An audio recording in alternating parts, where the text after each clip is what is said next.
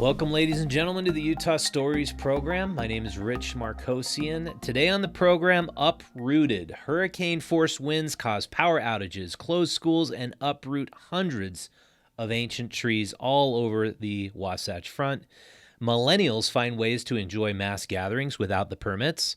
Zoom meeting depression. If that's not a coined phrase, I'm going to coin it on this show today. And our Made in Utah Festival update.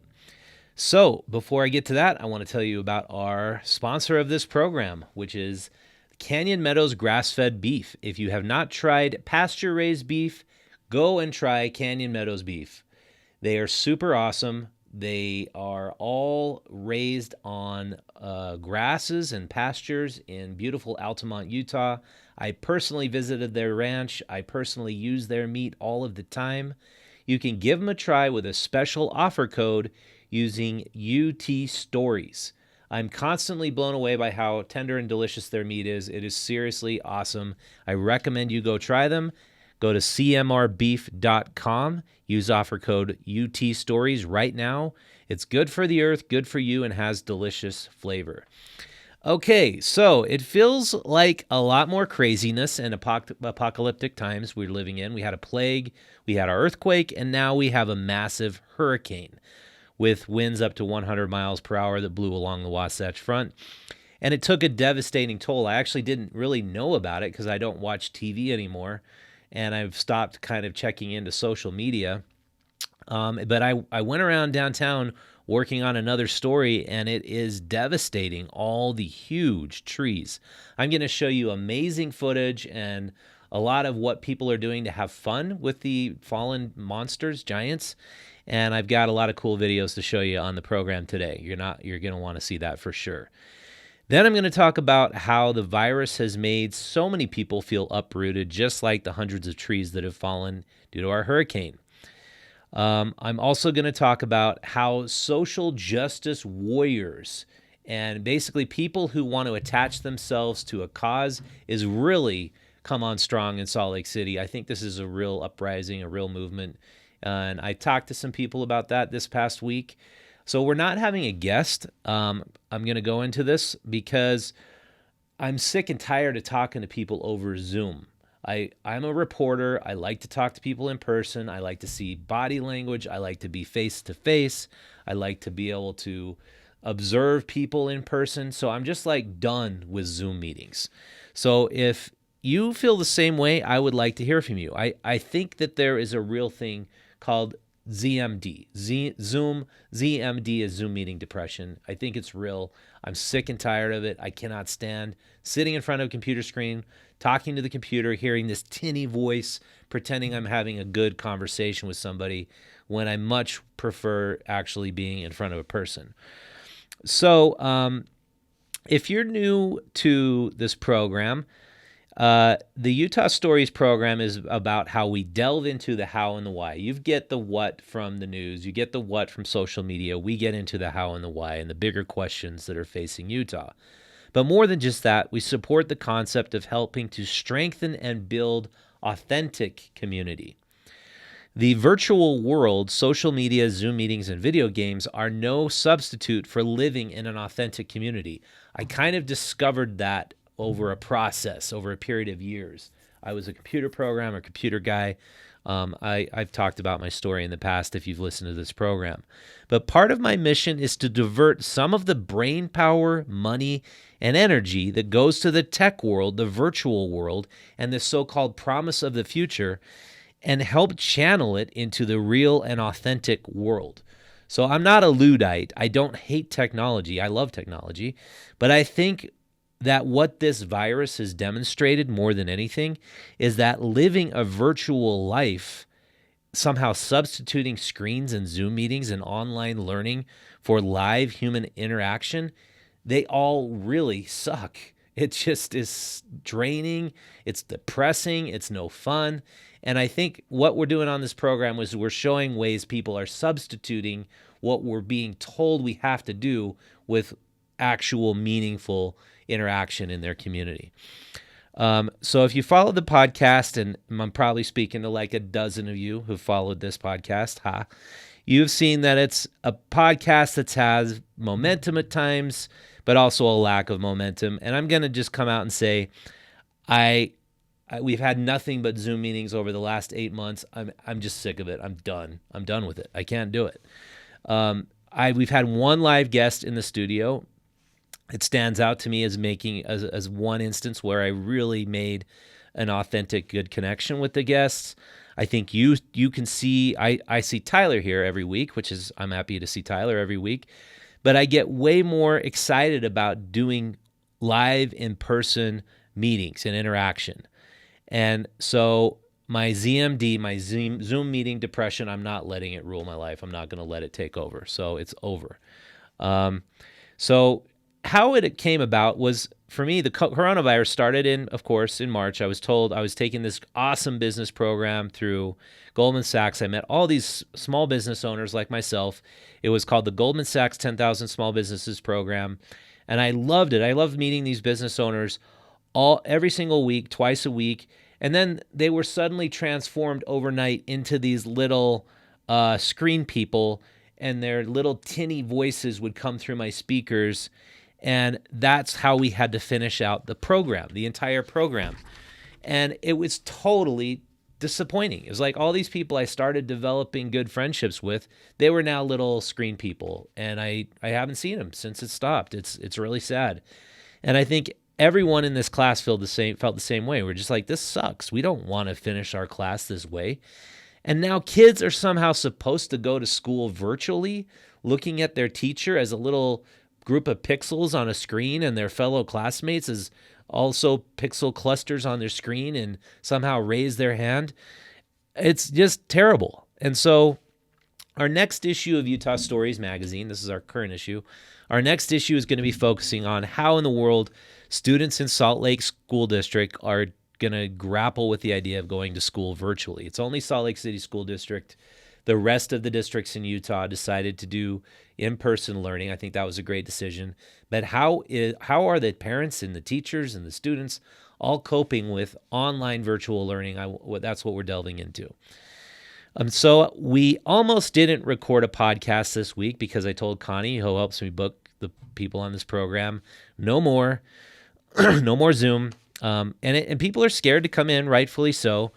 So we're going to be doing COVID testing to get people to come in. But I've instead been out about downtown Salt Lake City the past few days, which was infinitely more enjoyable than sitting in front of a computer screen having meetings. Even talking to people wearing masks is better than talking to people over computers and the phone. So with that said, let me now go in and show you the enormous destructive power of the hurricane that came to Salt Lake City on Tuesday, September 8th, 2020. It will go down in history as one of the most destructive natural disasters that we have ever had in Salt Lake City, right up there with the twister that touched down in 98. All right, let's take a look at this video. For those of you who are on listening, you can go to our Instagram, check it out, or go to YouTube. But for those of you on YouTube, let's check out these series of videos. So this was a sidewalk completely taken up by a tree that fell down, and kids were skateboarding on it. Now we're looking at a giant piece of ground about 20 feet in circumference. It's all grass. It looks like a tree that's still standing, but nope, wait, it's sideways. It's like a 90-degree angle twist on reality. And this family I met, they're Stark. That kid's name's Boston Stark. That's his mom, AJ. I had a really fun time getting poses of them. But look at the size of this. It's just this enormous 20-foot tall giant tree root system completely upended. And the park was closed, but people just had to come and see it for themselves. It was incredible. This is probably a 120-foot tall cottonwood tree. And if you know Liberty Park, we've got a ton of beautiful cottonwoods. It's sad to see it fell down. Let's go to the next one. And so that's Boston Stark enjoying sit on the grass. Oh, wait. the grass is rotated. There's his mom and his sister. And this is the tree that's fallen. It's like a total optical illusion if you're watching the video.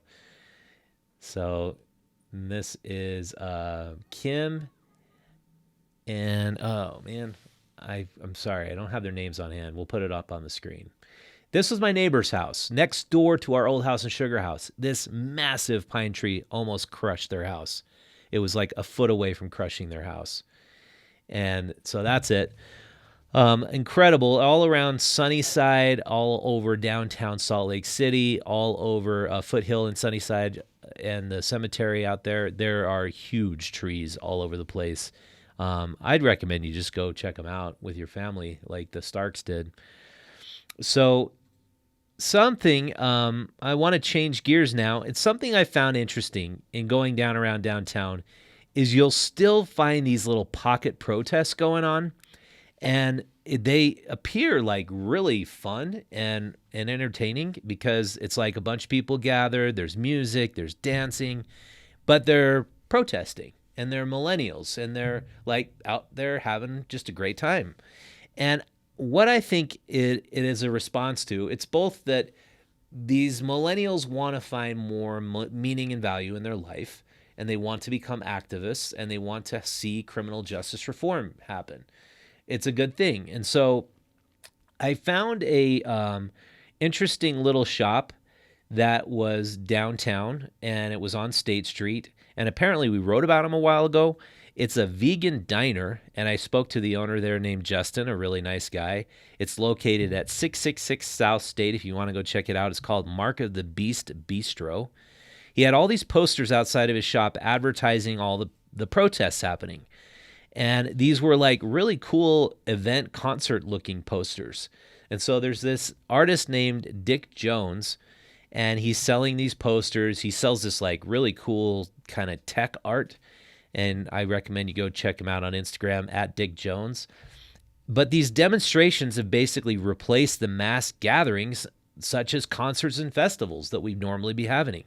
I mean, and if you're a young person and you go to concerts, you get an idea that that is such a huge deal for a lot of people in their 20s. It's like you go to a concert, you feel that spirit, that body of the people, the energy of the band. That's all gone. And it's like, what's making up for that now are these demonstrations. And I can absolutely identify why these people want to be going out to these things. They're attaching themselves to issues. They're doing social justice warrioring. I obviously don't agree with not a lot of, I'll just say some of it, and I'm not going to go into the details, but I think it's interesting. And so if you feel like gathering and you feel like feeling that esprit de corps, then go hook up with one of these groups on social media, go out and meet some of them. I'm going to list some of them that are there, just a few of them. They have names like at Local Propagandist on Instagram, at Our Streets SLC, at Dismantle, at Justice for Bernardo. We'll list them at the end of the program. The Rose Park Brown Berets is another one. It kind of centered around Justice for Bernardo, and then there's these murals downtown. I believe on 3rd West, they've painted all these murals of all these men who've been gunned down or somehow mistreated by the police. And so it's cool. I think that I would be doing the same thing. And maybe we'll be going to this one. Sunday, September 13th is the next one. They're going to be at the Jordan Park. You can get all the details by checking out our Instagram at Utah Stories. We're actually going to repost it. As long as they're peaceful, I think it's great. We don't have riots in Salt Lake except for the one that we examined. And so why not? Why not get together, dance, have some music, maybe drink some beers, have a barbecue, and enjoy our community. So on that same note, we have really missed hosting our live events this year. We usually have 3 or 4 big festivals, but unfortunately, it's not going to happen this year. We will not be having our Made in Utah Brewers Fest or our other 2 Made in Utah festivals. Salt Lake County doesn't deem us as essential or as worthy as the likes of Costco or Walmart. So this double standard is absolutely ridiculous, but we have to live by the laws. So unless we could have at least 5,000 guests, or turn our, as I've joked before, turn our festival into a demonstration, Salt Lake County will not allow us to put on our festival. So, and it wouldn't be worth it for the breweries, for the vendors to come out if we have less than 5,000, because they all have to sell out essentially to justify the cost and the time. So sadly, we will not be organizing our huge festival this year. All right. So with that, I want to tell you about one more sponsor. The Utah Stories podcast is brought to you by Green Bikes. Salt Lake City's nonprofit bike share connects employment and residential centers to transit stops and our popular entertainment destinations. Green Bikes seeks to improve community health, air quality, and increase the use of existing transit infrastructure. Green Bike is a local nonprofit, public-private partnership between Salt Lake City, the Utah Transit Authority, Select Health, and other private sponsors. To date, Green Bikers have removed 5.8 million vehicle miles from local roads. They've prevented more than 5 million pounds of CO2 from entering our air, all while burning 76 million calories in the process. That's 267,000 slices of pizza. Wow. To learn more about Green Bike and to find out how you can take as many rides as you want for a year for less than 20 cents a day, follow Green Bike on social media at SLC Bike Share or visit greenbikeslc.org.